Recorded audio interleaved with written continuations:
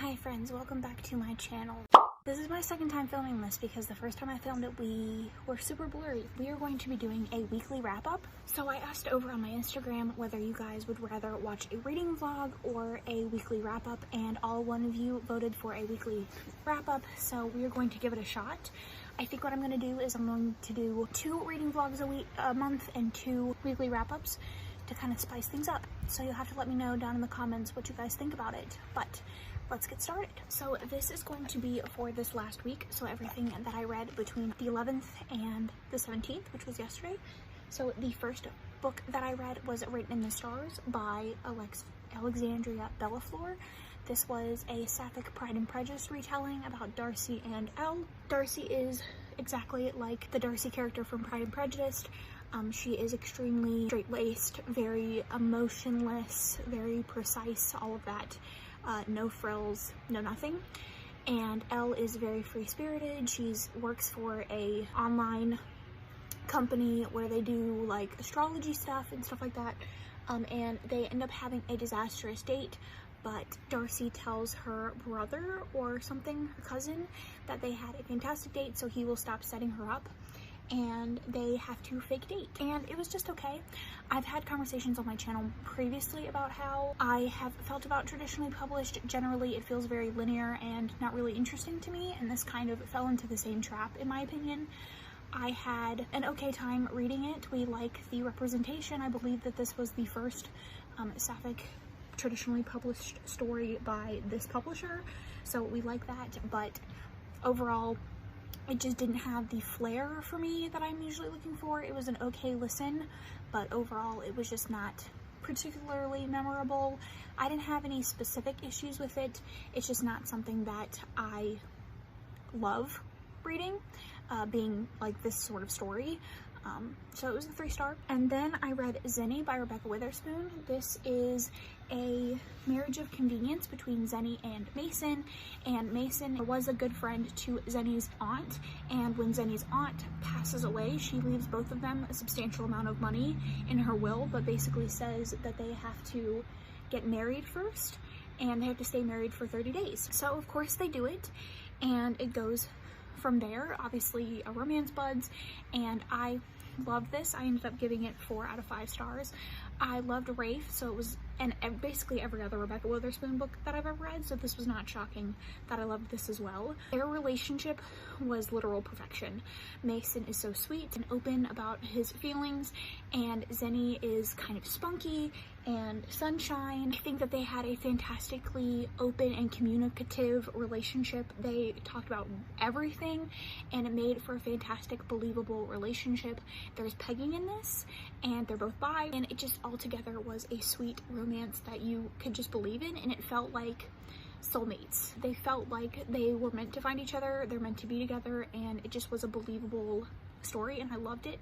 I will continue reading Rebekah Witherspoon, and I hope there's more books in this series because it's just a breath of fresh air to read the series. So then I listened to the audiobook of Grumpy Jake by Melissa Blue. This is a short novella. It's only 104 pages, but it is about this relationship-ish between a teacher and Jake the Rake. And they initially get off on the wrong foot because the main character thinks that Jake is just a rake, and he doesn't, you know, give women respect and all that kind of stuff, and he kind of just dumps them, leaves them high and dry, and she is the teacher to his son. Like I said, it's short, but I really like their relationship. I think that they were a good balance, and the important thing about the story, I think, for me, is that the female main character learned kind of to quell her judgmental tendencies and really give people a chance and don't pass judgment based on what you've heard. And altogether it was just cute and a good listen while I played some Sims. So then on to the 2 stars of the week. So the first star is I read the 5th season by N.K. Jemisin. This is an adult fantasy, and it's a multiple POV story. One of the points of view is of a mother who has lost her son. Her son has been murdered. Her husband is on the run and has kidnapped their daughter, and she is in search of him. The other point of view is a young girl who has come into some magic, and she is being shipped off to this city called Fulcrum, And then the third point of view is a woman who has had her magic for quite a while, and she is kind of enslaved to this non-magical group in the city called Fulcrum. She basically is put as an apprentice under this man who is incredibly powerful and told that he's going to train her, but also she is expected to give him children. And in this world, there are these sorcerers or people of magic that are called origins, and they essentially have the ability to like shift plates, control the world, basically. For an unknown amount of time, there are these things called the fifth seasons, and they essentially remake the whole land. Like, they remake the way that the world looks, and it destroys everything. It wipes away entire cities and kills a bunch of people, but these people called origins can control them. So they are enslaved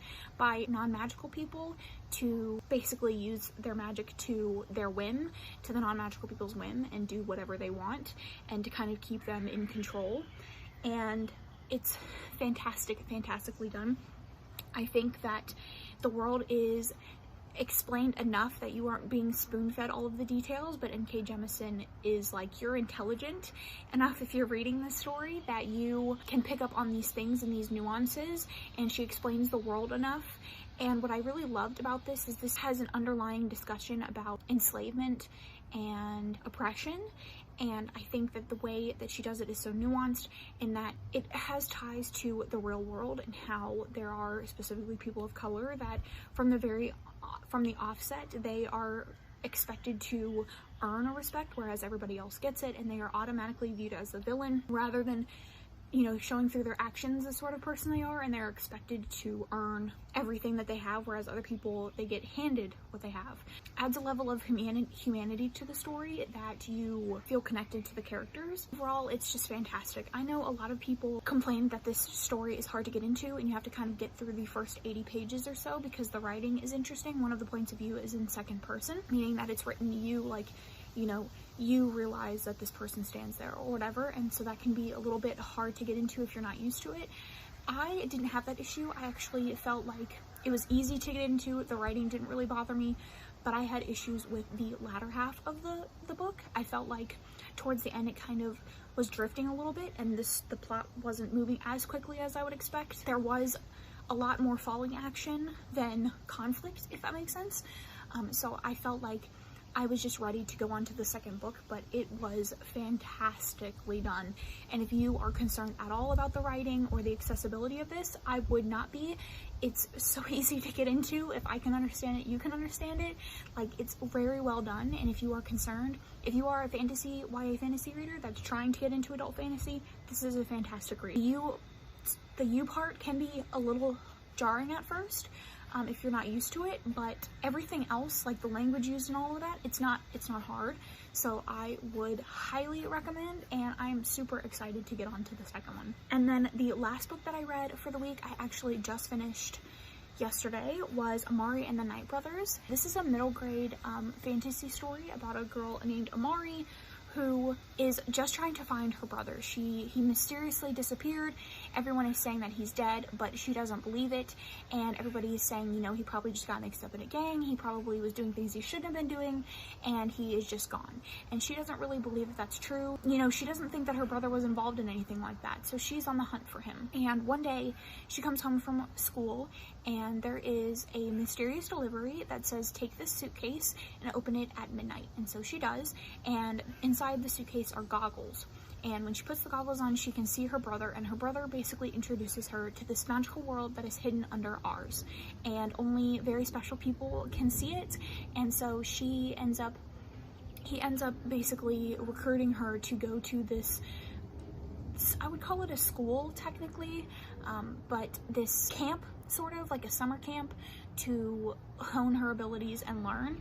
And when she gets there, it is filled with people that kind of already have more knowledge about this world than she did. She knew nothing about it, and when she gets there, she is assigned to a specific area, and she gets her powers by touching this, you know, orb, and it's nothing really like she was expecting. There's a lot of secrets and things going on, and meanwhile she's just trying to find her brother.